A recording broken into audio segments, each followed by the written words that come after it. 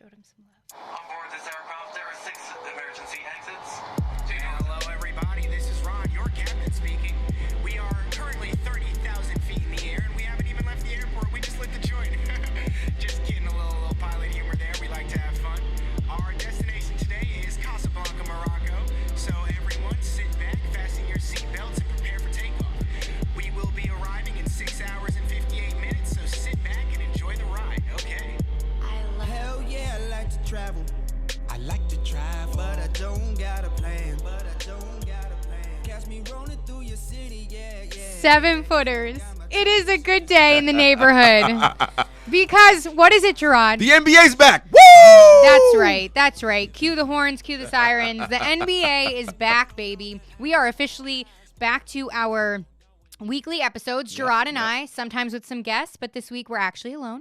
I kind of like it. We want to get the microphones back, Yeah. As much as we enjoyed our guests, we like to hog the mics for ourselves. I was fiending a little bit. So I was like, you know what? I've been hosting the past couple shows, but now I need to talk and start making fun of Jarod again. Chat about all the things that you don't know. It's all good. Oh, it's really interesting. Let's talk about something I do know. Yes. LBJ, LeBron James. Yeah. You do know about LeBron James. Let's kick things off in our A block here with some of the hottest storylines of the NBA debut week for the 2019 season, 2020 season. And it's not a great note that we're starting out here. LeBron James tweeted out today on October 28th that him and his family were evacuated from their home due to the LA wildfires that are happening right now, the Getty fires. He tweeted that they were driving around looking for a place to stay, a hotel, anything. And not only him, this is affecting a ton of people out there. So, prayers to all of them out there that are affected and the first responders and everything. Yeah. It's a tragedy, Jarod. Prayers up to all of our friends and people out in Southern California.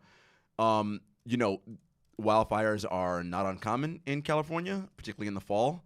The Santa Ana winds start kicking up, and, I've lived in California, the northern part, but I've spent many summers out in Southern California, so I'm somewhat familiar with the landscape. And, this whole idea of, it never rains in California, that is true to an extent. But the problem when it doesn't rain is that you get all this dry vegetation, right? And once a fire starts and the wind picks up, it spreads like, no pun intended, wildfire, right? Yeah. Like, that's exactly what happens. It's basically just kindling that you have sitting there, and it's crazy. There's a state of emergency right now. Governor Gavin Newsom just announced that on Sunday. So again, prayers up to all of our friends and people out in Southern California and in Northern California as well, because they have wildfires going on in wine country and in Sonoma. So to everyone in California, just be safe out there during these dangerous times. Right. Listen to first responders. Listen to those in action and in charge. LeBron also tweeted today, too, not long after tweeting that they were driving around looking for a safe place to stay, that he found people to accommodate them. They found a place, wherever that may be. Obviously, he didn't let anybody know where he was. But I think a lot of people were talking more on the NBA side that the players next play at Staples Center on Tuesday night against the Grizzlies. Yep. So we'll see how this affects the game, the attendance, the players who were affected by this. But that's something noteworthy that we had to let you guys know today. And on a lighter note, staying with the Lakers here, Dwight Howard, okay? We haven't talked the Dwight resurgence. We haven't talked about him in a minute, but let's talk about how Dwight Howard had a stellar game against the Hornets in their win. 16 points, 10 rebounds, 4 blocks off the bench. He turned back time and showed us what he's dealing with here. Turn back time. Oh, that was a perfect plug right there you had for me, my guy. So, yes, Dwight Howard turns back the clock and shows us part of his old self.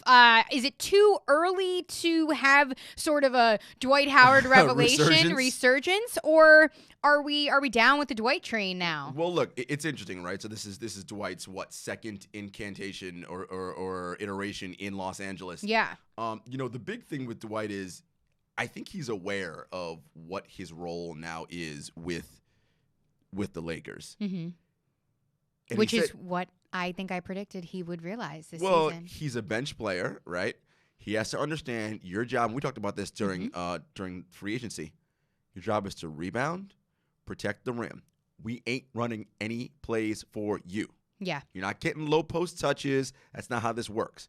Anything you pick up points-wise, it's because someone missed and you tipped it back in for a dunk or whatever, and you're going straight. You're not huge role if you play it right. You're right. not getting the ball and back it. No. None of that. Mm-hmm. Offense is tertiary for you. Again, rebound, defense, rim protection, and then you can clean up the glass and get tip-ins, like I said. But he said something to the Athletics' Shams Charania, which was, it's either adapt and change or get left behind. Maybe it's a thing where Dwight realizes, look, his basketball mortality is staring him in the face, right? Dwight's not a young man anymore, right? He's in his 30s now, and he's got less basketball in front of him, right? So it's, if he wants to win a championship, now is the time to get on a contender and just do the work that's necessary. By the way, if he does that role, he's going to be an integral part of the Lakers winning a championship, if that is what they are to do. So this is all great for Dwight. Happy for him. It's only, 2 or 3 games in, so let's slow down. But if he continues to do this, it's wonderful. The other thing I will say is Dwight is no longer the player he once was. No. But everyone, let's remember, I saw people on Twitter recently say, Dwight's trash, blah, blah, blah.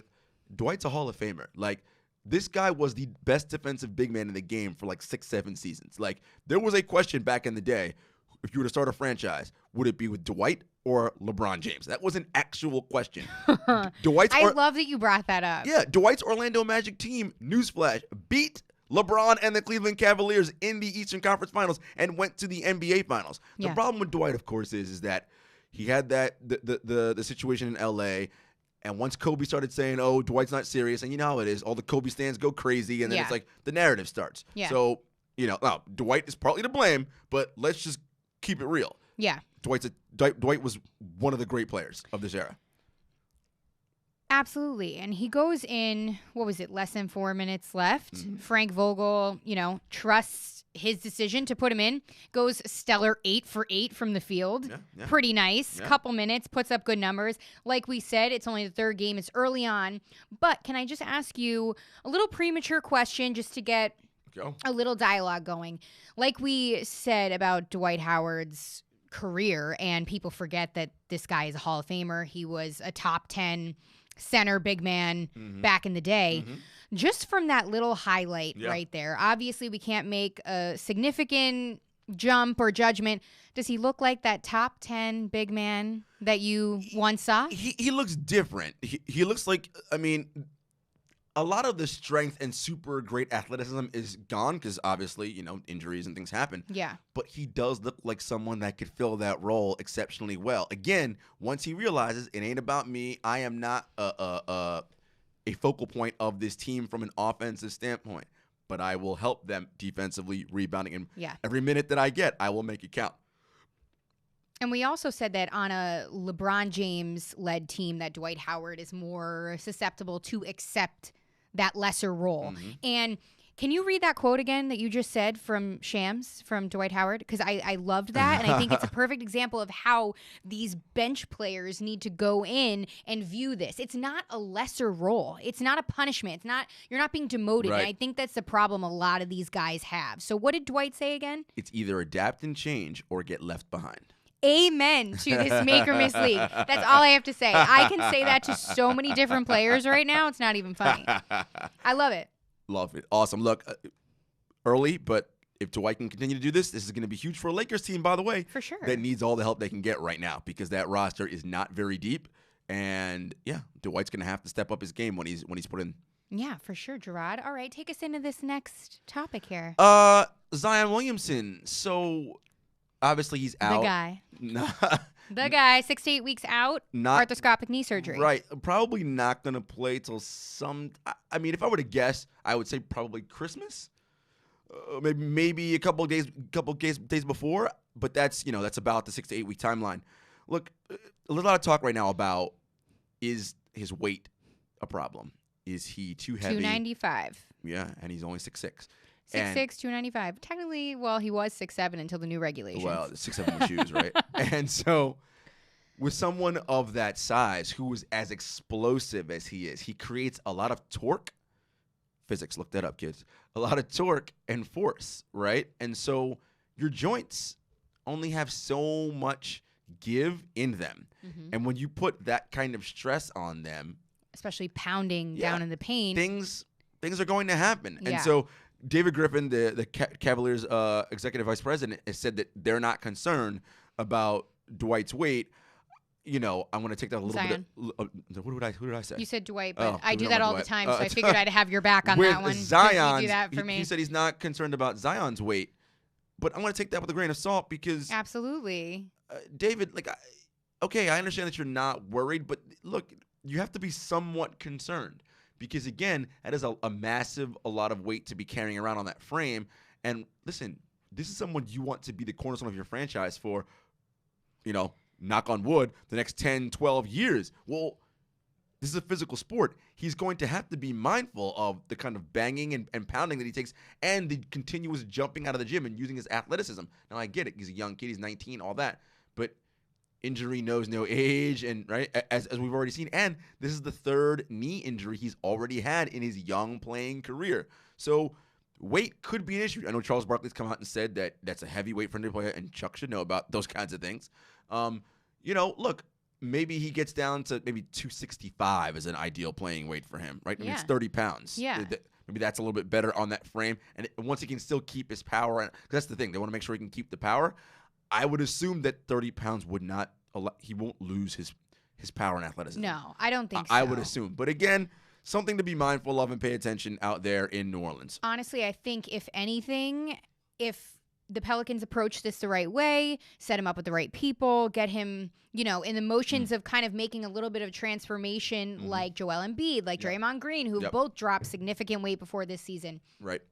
I feel as though he'll turn that 295 into a lesser but hefty muscle weight. So hopefully, he's a young guy. Yep. He comes into the league, Zion. He's immediately compared to LeBron James. He's immediately picked apart because he's the number one draft pick. He's the legacy man. The most hyped prospect since LeBron James. So, everyone's expecting all these things. And us on here, we talk about mental health too. I really do hope that these types of conversations and topics and headlines aren't getting to him so much, because I don't care who you are. If somebody's knocking my weight or, saying this and that, it's enough that he's got to deal with the injury now and sitting out. He's probably antsy and things like that. So I really do hope that they approach it in a good way from a mental aspect, health aspect. But like we said, the Pelicans claim they're not worried. Right. And look, and David Griffin is one of the better basketball personnel, front office guys in the league. So, and the culture and what they've created there in just, again, I say this all the time, in just 6 months from the time Griffin's taken over, they've reshaped the entire culture there. They've brought in good people. So I have no doubt that Griff will surround Zion with the right people. Because look, the big thing too is that there's a level of disappointment, right? Everybody was so excited to see him play, and the Pelicans have so many national TV games, and my God, before Christmas they're on national TV like 9 or 10 times, and and Zion's not. We're not going to see him. So again, the biggest concern for us as basketball fans should be his health first and foremost, making sure he's ready. Speedy recovery, but take your time. Yeah, and then once he's ready, we're excited to see him. Absolutely, for sure. Let's leave it on that note. I think he'll have a good recovery. Now, let's talk about these headlines this week. NBA Eastern Conference Player of the Week, Trae Young of the Atlanta Hawks. Trey TL. That's right, baby. And NBA Western Conference Player of the Week, Karl Anthony Towns, who showed out this week. Listen, those two young kids have been dominating. Right now, if you look at the standings, the Minnesota Timberwolves are atop the Western Conference, and the Atlanta Hawks are atop the Eastern Conference. Of course, let them enjoy it. We're only 2 to 3 games in, and no one predicted that. But listen, those guys are playing well. Trey's shooting lights out right now. Cat's letting it fly from 3. As he should. We already stated on this podcast that he needed to step it up this season. And listen, look, they're obviously not going to produce at this level all season. Yeah. In terms of production, like numbers-wise. However, if they play the way they play all season in terms of their intensity and their willingness to want to continue to get better, that could be proved very well for Minnesota and for Atlanta. Look, the Eastern Conference, we know about that.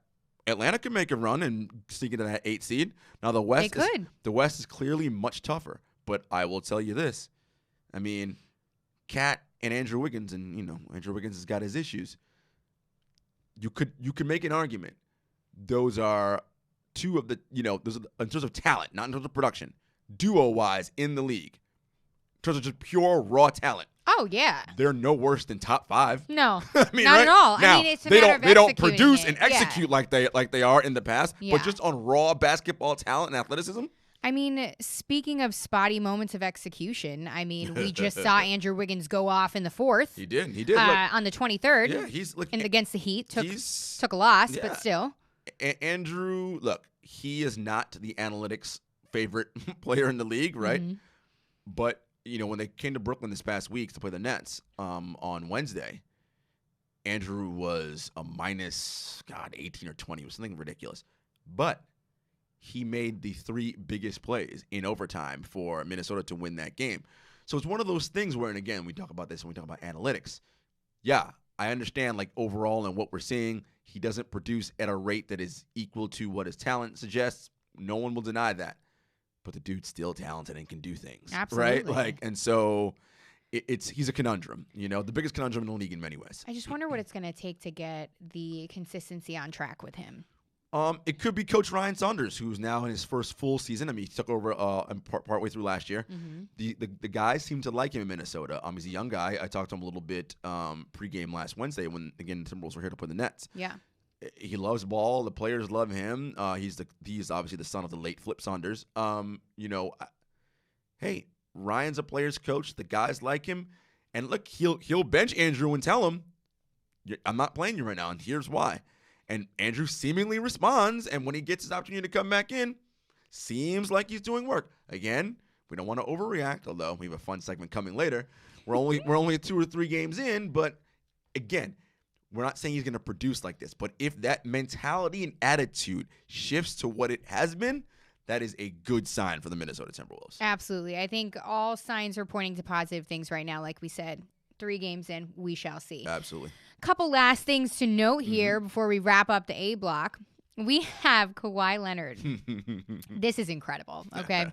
Because, first of all, we all NBA fans know that Kawhi Leonard is not the flashy spotlight kind of guy, but he's been making some big money business moves, all right? In the past, week, he has filed 2 new trademark applications. Number 1, no surprise here, What It Do, Baby? Trademarking that for clothing purposes. And number 2, city views over interviews. Little nice one-liner there by Kawhi Leonard. He trademarked both of them. He sent in applications to trademark them. We shall see if it goes through, which it probably will. And he marked them as clothing brands. So this should be fun. New Balance. Listen, Kawhi's such an interesting guy, and he's leaning into the whole, I'm a fun guy kind of thing. Right? Yep, and then the Terminator commercial and everything. Hey. He's... What a guy. Kawhi's just such a... he just gives us gems upon gems upon gems. And it's... I wonder, if he's secretly trolling us the whole time and, he knows, exactly what he's doing. And he's like, I'm just going to keep messing with these people because they think I'm so boring and I'm a robot. I'm just going to keep dropping these things in. And in that Terminator commercial that came out, they dropped the laugh. Yep. The robot kind of mentality and just, the fun guy Hollywood stuff because you would never expect. And, of course, Kawhi had, one line and it was, I don't know, something random, but he was, in his monotone voice, okay, I'm just going to stand here. Listen, gotta love Kawhi, gotta love the Clips. They're doing good things out in L.A. Right? And another note to wrap up the A block, Warriors' Draymond Green will be the 10th player in Michigan history to have his jersey number retired at Michigan State, and that'll go down December 3rd. Yeah. Congratulations. Well-deserved. to Money Green, Draymond Improved Green. every year there. Oh, yeah. Under Coach Tom Izzo. That really was a springboard to launch Draymond into the force that we see today in the NBA. Great honor for him. It's always great when you get recognition like that. Heck and to see his number go up in the Raptors. He joins legends like Irvin Magic Johnson. That's that's it. It's all good. That is fantastic. So kudos to the Michigan State basketball family and Draymond Green. Absolutely. Now it is time. It is time, guys. If you have been listening to the 7 Footers podcast, you will know that Jarod and I have this segment called What's Up. It's our favorite segment. We were both so excited when we created this show outline today. So if you're a first-time listener, long story short, I'll kick things off with what's up with, and then we'll talk about the topic that's most likely buzzing around the NBA headlines, or it's something that we need to talk about, or it's just opinions that Jarod and I are going to go back and forth about. Yeah, and this edition or rendition of What's Up With in today's segment has a theme. Yes. And the theme is hashtag overreaction season. Because, I mean, come on. We're 3 games in. We're 3 games in, right? It's been 1 week. We already know who's going to the NBA Finals. We know who's winning MVP. We know everything, right? The Hawks are and the Wolves are going to the NBA Finals. They're going 82-0. That's this is what's happening, right? So we're here for all the overreactions. So we are, guys. That is the theme of this version of What's Up With. So Jenna, you kick it off. Okay, here we go. We both contributed to this evenly, so it's going to be so much fun. Jarod, you made up the overreaction season hashtag, though, so kudos to you. My first one is, what's up with DSJ, Dennis Smith Jr.? All right, we have a recent Knicks game here where DSJ just struggled from the field terribly, can't find his groove, and Knicks fans were actually yelling. We want Frank. We want Frank, as in Frank Ntilikina. We all know that Frank had a slump of his own as well. Was it really a diss towards DSJ, or did they really want Frank because it was that bad? We don't know, but I'm here to ask, what is up with Dennis Smith Jr.? And I think more guys around the league, too, had to ask about him because both Isaiah Thomas and my guy Donovan Mitchell both tweeted out in support of Dennis Smith Jr., telling everybody to calm down, a.k.a. overreaction season, and that we're only in the 3rd game. Let the guy get his feet wet. We shall see. That's my question, though. What is up with him, Jarod? So clearly, too early to panic? Here's the thing. He's having some jump shot issues right now. I don't know. Supposedly he worked on it over the summer. It doesn't really look like that. Yikes. So I don't know what's going on there. Number 2, there is something going on with him.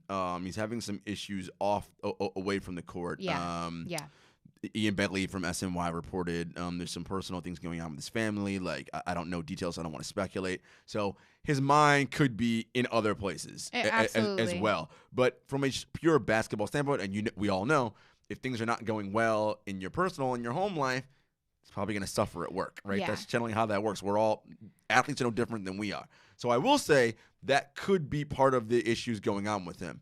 But just of a pure basketball standpoint, the form on that jump shot, when the Knicks came into Barclays on last Friday to play the Nets, he got some playing time, and I was watching that jumper. Yikes. No, not looking good. You know what was particularly upsetting about the chant and the treatment of Dennis Smith Jr.? Because they said we want Frank.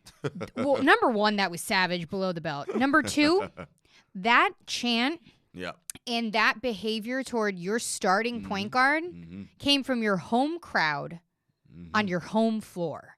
Even the announcers in that game were like, this is tough for a young man to handle. At Madison Square Garden, with your home crowd saying that, I felt for the guy there. I really did. And this is where I'm definitely going to put that hashtag overreaction season, even though, we do have to ask what's up with that jump shot, bro.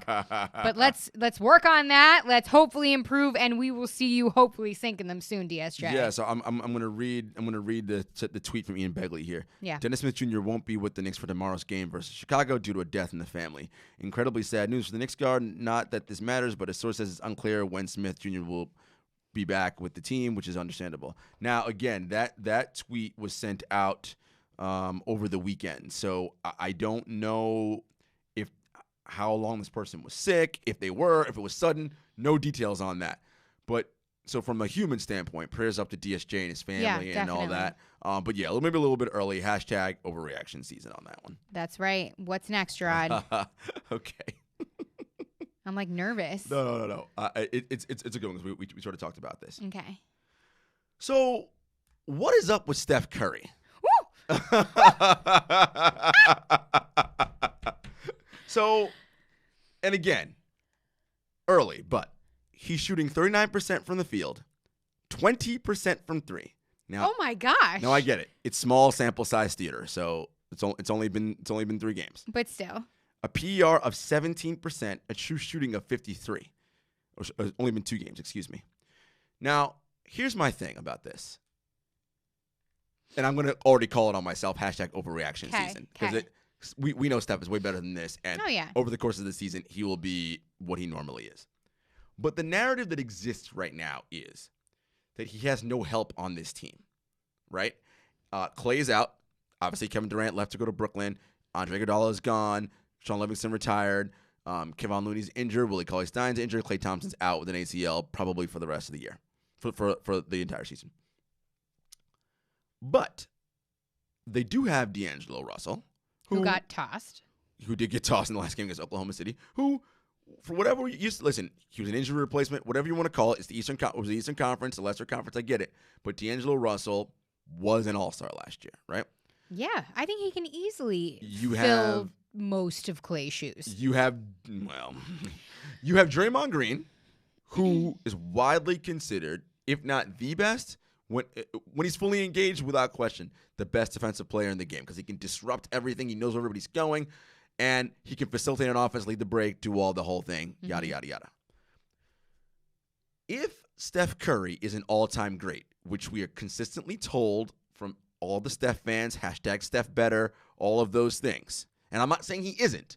I'm just saying if he is in fact that, then he has to elevate the talent that is around him, right? Absolutely. Now, That is what being great That's what is. being an all-time great means. Now, I understand that a lot of the people on this roster are not that good at basketball, all right? Let's just be clear. Let's be clear about that, right? I mean, when you got players like Eric Paschall and, Jacob Evans and these people like playing real minutes, problematic, okay? Mm-hmm. So I understand that. But still in all, with D'Angelo and with Draymond Green and with Steph Curry, who, again, always told the greatest offensive player in the league, all these things, that should be enough to not get blown out by 40 points almost with the Oklahoma City Thunder. And Steve Kerr's come out a couple times and said, this is the norm. There are going to be more days like this. I mean, Steve, okay, I get it. You don't have the top-end talent that you used to have. Understandable. I'm with you on that. Yeah. But there's no excuse for the team not competing, right? And getting blown out the way in which they did. This is a team that's been to 5 straight finals. They've got championship DNA. Yeah, again, that's only Draymond and Steph right now, but those are the two leaders of the team. How are they? And again, that's why I said #overreaction season. It's a little early, but this is something I'm keeping my eye on because, again, like the Steph fans, and again, I'm not saying that I'm anti-Steph. I'm just making a broad statement. But you can't always be, like pro. If Right. If the man needs to step up, he needs to step up. My point is that he's often compared to LeBron and the other greats of this generation, right? I mean, remember last year, all the Warrior fans, #StephBetter. That came out of the Kevin Durant ethos, right? Him being better than Durant. Okay.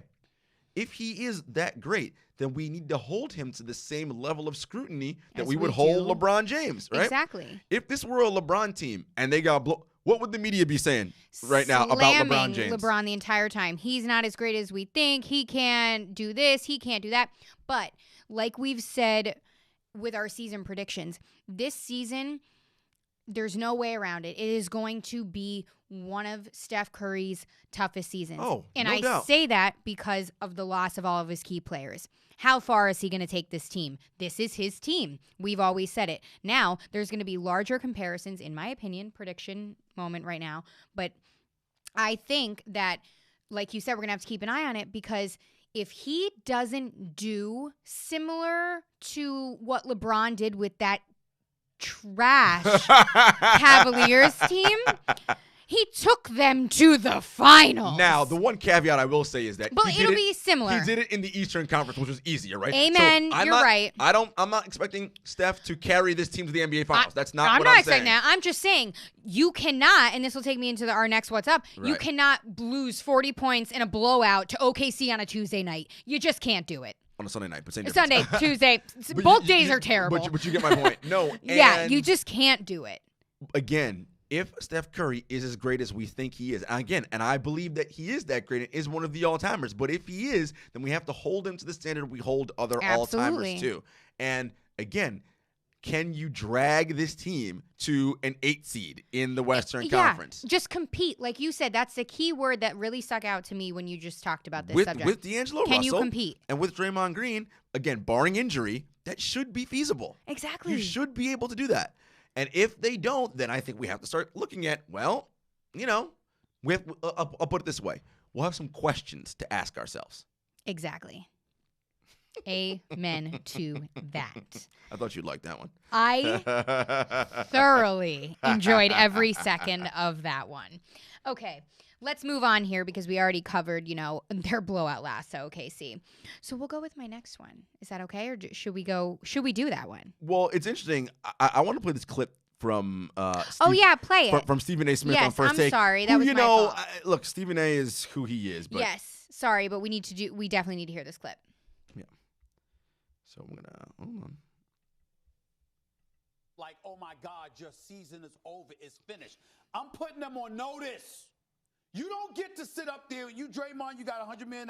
You Steph Curry, you the $200 million man. You Steve Kerr, okay, that inherited Mark Jackson's squad, but you have proven to be a great coach, and that's undeniable. You don't get to sit back and go like this. Well, this is what you can expect from us. No, the hell we won't expect that. You have enough to fight. That's all I'm saying. You can lose, fade in the fourth quarter. Fade because you're an inferior team talent-wise. Fade because you don't have the same level of talent that others have. But to come out there and to just get straight bumped on a Sunday afternoon by 40 in Oklahoma City, that's disgraceful. No one's going to have mercy on the Warriors after the way they were constructed in recent years, what they did to the league. But they have a bunch of young players who don't know what they're doing yet. They don't have a defense. They don't have a bench. They have no offensive firepower outside of Steph, really. And let me tell you something, and that's where you and I differ. You are absolutely right offensively.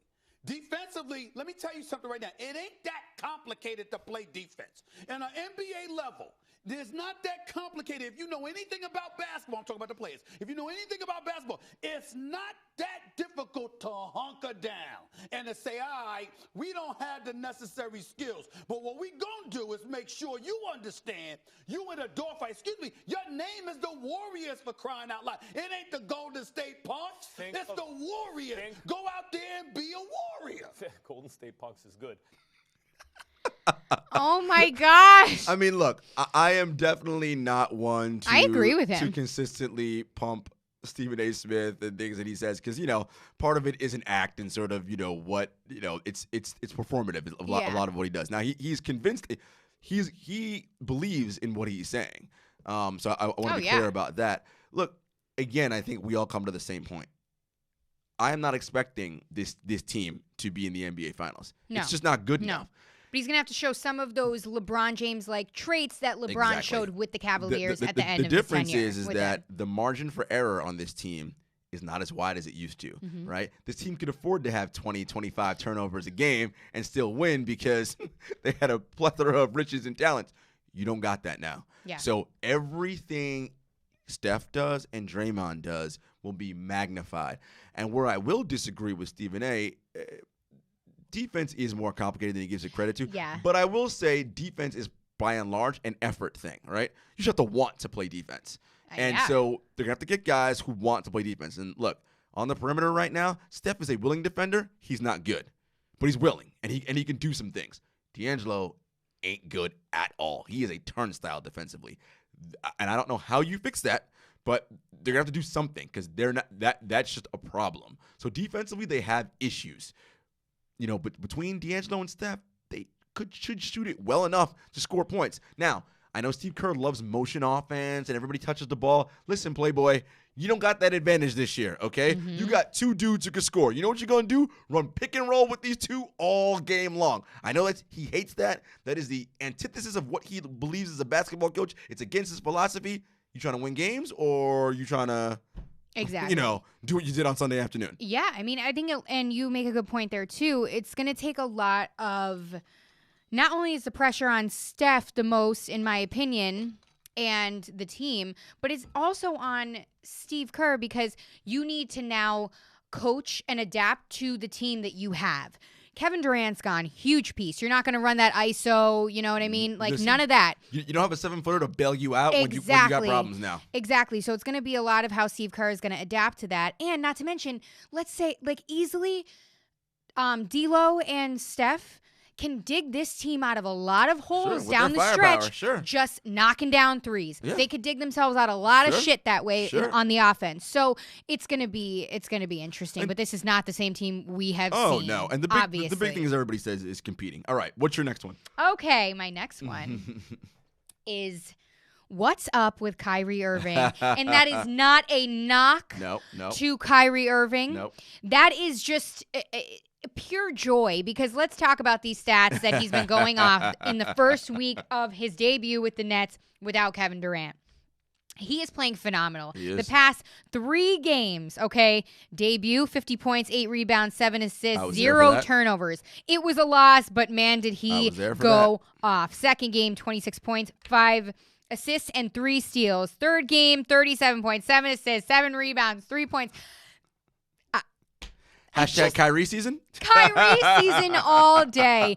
I can't handle it. All right, so what are you saying? Are you saying Kyrie's going to win MVP with the league scorer? Here's what I'm saying. What are you saying? Here's what I'm saying that's super interesting. It's going to be more of like a what's up with Kyrie Irving, because, yes, it is overreaction, only 3 games in, but if this man plays at this level, oh my God. Think about when that 7-foot sniper comes back. And this duo goes off. Like, I just don't even know what to think or expect. Dangerous. And I think that Kyrie Irving this season, I'm going to say it right now. All right, here we go, 7-footers. After these first 3 games, he's going to make an MVP run, and I think he's going to be. I think he has a real shot at it. Wow. Okay, so here's what I'll say. Obviously, cover the Brooklyn Nets. I've been on hand for 2 of those 3 games. Look, Kyrie's mesmerizing, and he's playing extremely well, and, he's one of the best players in this league. I mean, what he does with the ball in his hand it's magic. I mean, he's got the throw. We talk about we talk about it all the time. Best handles in the game, can get himself to the rim at will. He's incredible. What has me slightly concerned, and this isn't about Kyrie, it's about the rest of the Nets teammates. And Kenny Atkinson, their head coach, talked about this a little bit. The danger you can run into when you have a player like Kyrie is when he's cooking and going like that. It's kind of very easy to stand around and just watch him do his thing. And ultimately, if your goal is to have winning basketball, that can't be it, right? Like you can't just be observers and watching him go one-on-one. There has to be, and this is not about Kyrie, because Kyrie's been he's improved as a pick and roll playmaker, passer, and he's more than a willing passer, because I've seen him do it. Yeah. In that first game, he had 7 assists, and that overtime loss to Minnesota, he would have had 11 assists if he made that last shot. Well, he would have had 11 assists if guys knocked down open shots he gave them, right? So I mean.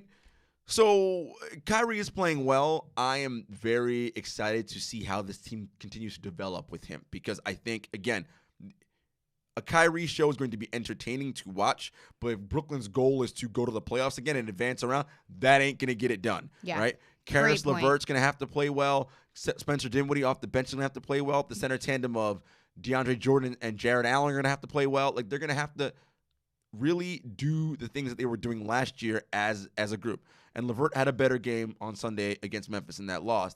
But it can't just be the Kyrie show. Yeah, Kyrie can be your conductor, the lead guy, no problem. And again, when you're in tight situations, the ball in his hand is probably the way to go. It's probably going to end in a good thing. That's fine. But the rest of the guys cannot be bystanders and just watching. They need to move with the pace. They need to get with it. That Kyrie's at. Show, be open, catch.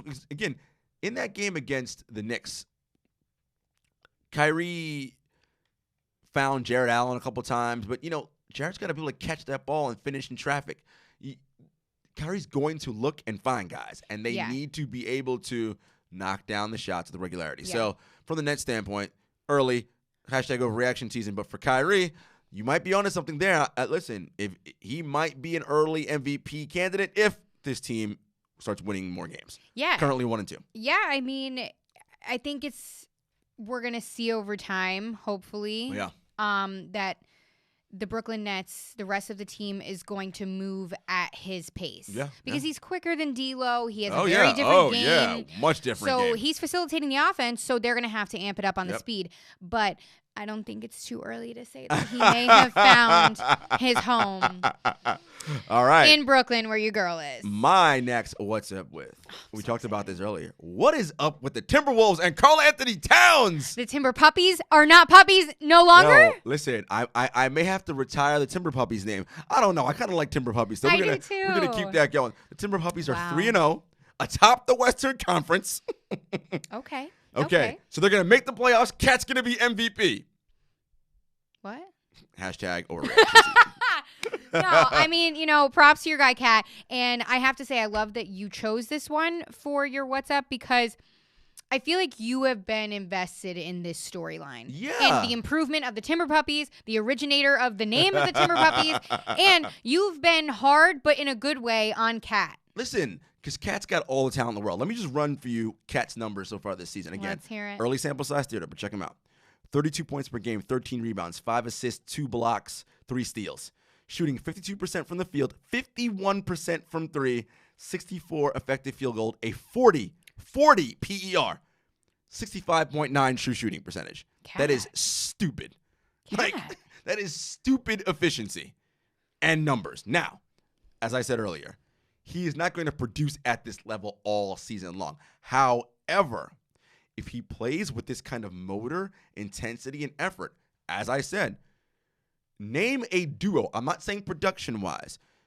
Can you name 5 duos in the NBA just on pure raw talent you would take above Cat and Andrew Wiggins? Pure raw talent? Not on 5? Not on production. Not on production. Because there are a million you take on production. No, I mean, just you on got a good point. pure raw talent. Yeah. I mean, you have a great point. That's how good they are. That's how good they could be. Could be. Could be. I think it's Cat's new hairstyle. I like it. I was at the ESPN Body Issue event. I saw that in September. Is that September? Yeah, in September. Yeah, I think so. And so it was before the season. And Cat was sounding like a typical young new dude, but he kept really talking about how he put a lot of time into his body in the offseason, and he's ready, and he's ready, and he's ready. And in the offseason, everybody says I'm the best shape of my life. That's common speak for athletes. But the way he's come out to start this season, yikes. And again, if Ryan Saunders can get Andrew Wiggins to do reasonably effective things on the basketball court. Nice choice of words. Right? At a somewhat consistent level. Between that, Josh Okogie, Jarrett Culver. Listen, man, this team is young and exciting, and they could do some things.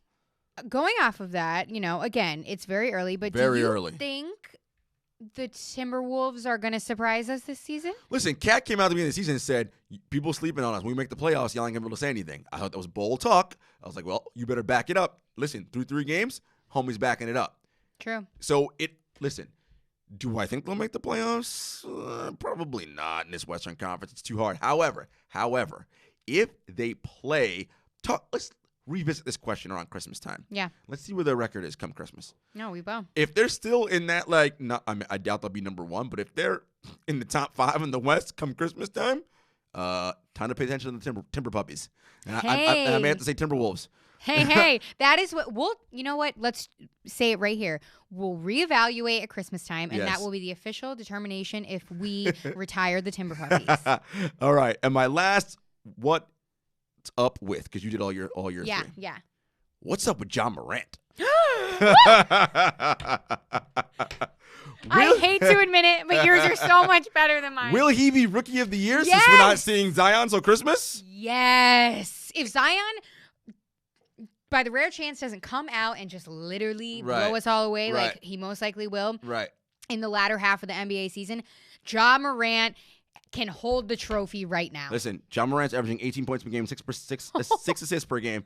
He's turning the ball over a lot, but look, he's a rookie point guard. That's what they do. Rookie mistakes, and he's still very small. He hasn't turned into that he's actual. He's about 6'3", but he's still slight in frame. NBA, Listen, build. I'm impressed with his ability to get to the rim. We saw that in college.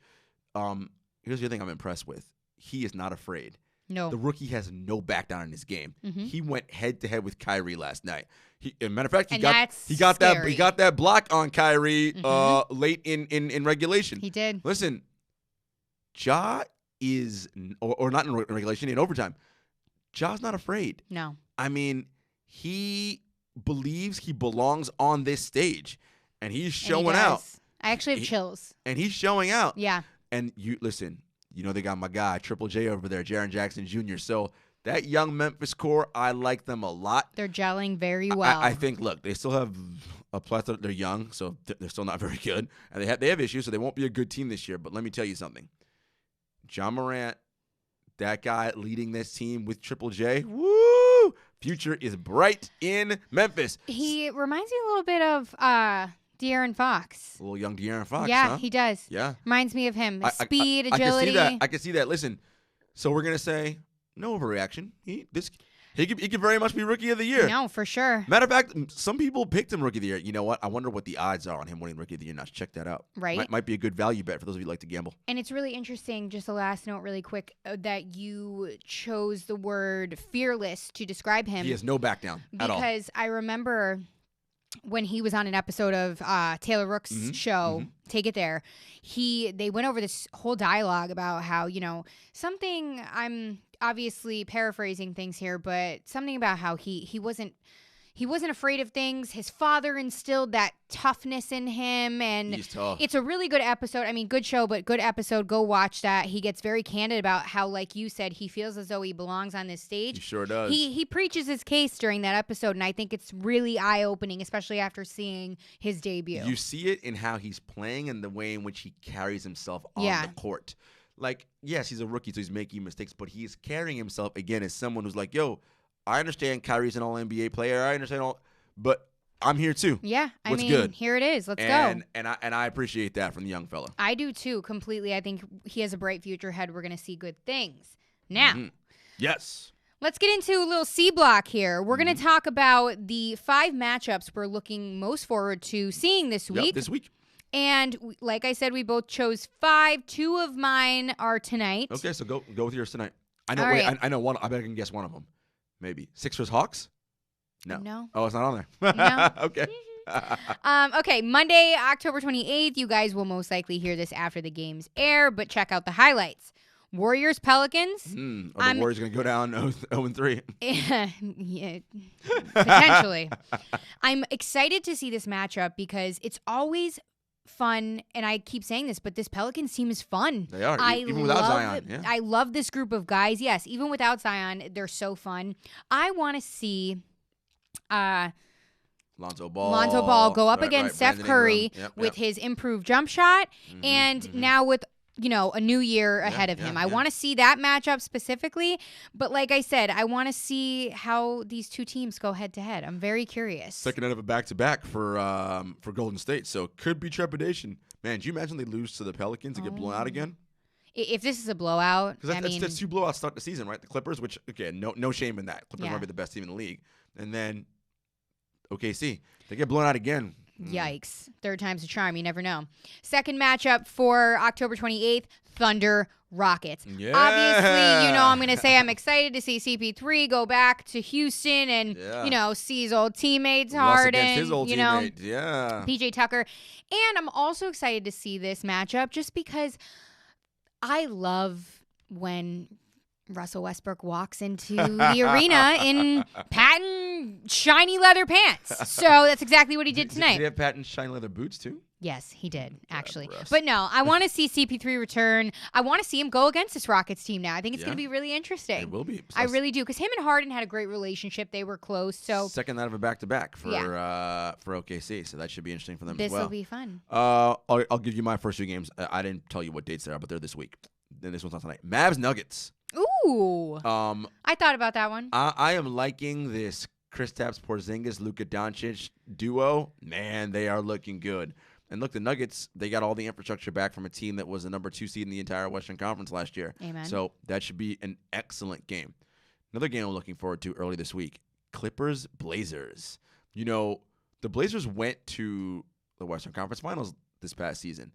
And I've said this on this podcast many times. I think the seedings just broke right for them, and they happened to advance to the West. In my estimation, I don't think they are a true Western Conference team. Now, CJ McCollum did come out and say the West is wide open, which he's not wrong. It is in many ways, although I think the Clippers are a class above everybody else. So I want to see. if Dame and CJ think that, hey, we got a shot to go back to the Western Conference Finals, maybe the NBA Finals, nice early season test, and I believe it's at home for them against the Clippers. How are they going to perform? Great matchup, great reasoning. My next two also fall on the same day, October 30th, Wednesday. I'm so excited for this matchup. Bucks Celtics in Boston. That should be an ESPN game, I think. Yeah, it should be something good on a mainstream on networks like that. So I'm really excited to see this because the Celtics are I need more improvement out of them, but I just love Kemba Walker in that number 5 spot for them, the new guy on the roster, everything. But I want to see these two teams because I really do believe they're both big contenders. Interesting. You know what I mean? Yeah, no, look, I mean, in their own right. Well, look. Do I think, the Bucks will take it? Yes. The Bucks were the number 1 seed in the conference last year. They went to the Eastern Conference Finals. The Celtics were supposed to be that good last year, but they were not. That's what I mean. I think these two matchups are going to be key teams that I'm watching to make massive improvements this season, so I want to see how they take this game. It's interesting. I'm looking forward to this game. I didn't pick it, but what I'm looking to see is I think Milwaukee's going to be a great regular season team, again, because Giannis is that good. Mm-hmm. I think the loss of Brogdon's huge for them. I've said it before. I'm going to say it again. Look, Chris Middleton was an all-star last year. I get that. I don't know that he is the number 2 guy on a championship team. Yeah. I don't know that. And so, look, we did it on our prediction pod. My hot take was the Bucks will not make the conference finals this year. And I'm sticking by that. Like, look, they're going to rack up a ton of regular season wins. Giannis is who Giannis is. I get all that. They got the Lopez twins, all that goodness. In the playoffs, though, if Giannis' jumper's not falling and they wall off the rim and he can't get there, relying on Wes Matthews and Kyle Korver to be your consistent scorers from the outside? Okay. I mean, Kyle Korver has deep playoff experience, sure, but still, are you going to only rely on him? When those benches and rotations get smaller, again, early, but I'll be curious to see that. And Boston, look, I was not high on Boston. I'm going to be curious this last year, and I was correct. I said Boston will not make the conference finals. They did not. Your biggest hot take of the year, I think. And it's because, look, how good is Jaylen Brown or are Jaylen Brown and Jason Tatum? Like, how good are they? For real. Well, I mean, I hope Jaylen Brown is better this season because he got paid. He just signed his extension, so kudos to him. Mm-hmm. But like, are they those dudes? They haven't proved to be those dudes again, yet, early, is what I will say. Yeah. And Kemba, look, as good as Kemba is, Kemba's a high usage guard, just like Kyrie Irving was. Mm-hmm. So, yeah.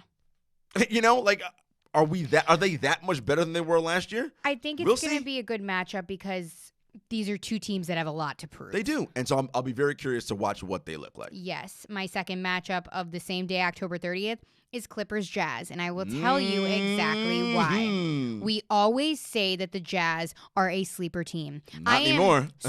Exactly. I am so curious to see how Donovan Mitchell and Mike Conley, how this backcourt's going to handle that Clippers defense. Conley better start shooting better. Hasn't been shooting well to start the season. I'm very curious to see how the Jazz are going to execute their offense with this level of caliber of defense that is the Clippers. Mm-hmm. And, I mean, what else can we say about the Clippers? They are just it this year. They are the team you want to watch, from the coaching staff to the front office to everyone. Everything. Yeah, you want to watch this team, and it doesn't hurt that they are talking mad smack. That it is their time. Patrick Beverly out here getting in people's grills. Patrick Beverly is the gift that keeps on giving.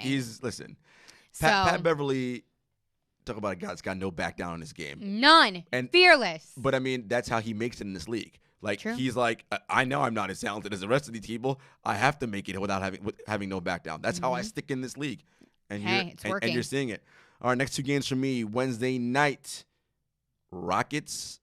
Oh, it's not Wednesday night. Friday night, excuse me. Rockets Nets. Ooh. I'm very curious to see that game because Rockets are a top-end Western Conference team, and I want to see what this Nets organization and this team looks like against top-end talent. Look, and I want to see that point guard matchup hard. You're giving up 140 points to the Memphis Grizzlies. What are the Rockets going to do to you when they come in on Friday? Yikes. So I'm looking at that. When you look at it like that, it hurts. Yeah. It hurts. Yeah. Because honestly, that's the Nets' problem right now. Offenses, they're scoring. They're not locking anybody up defensively, and that's an issue right now. Again, early 3 games in. But and a nice team to pick to see how their defense works. Yeah, it is.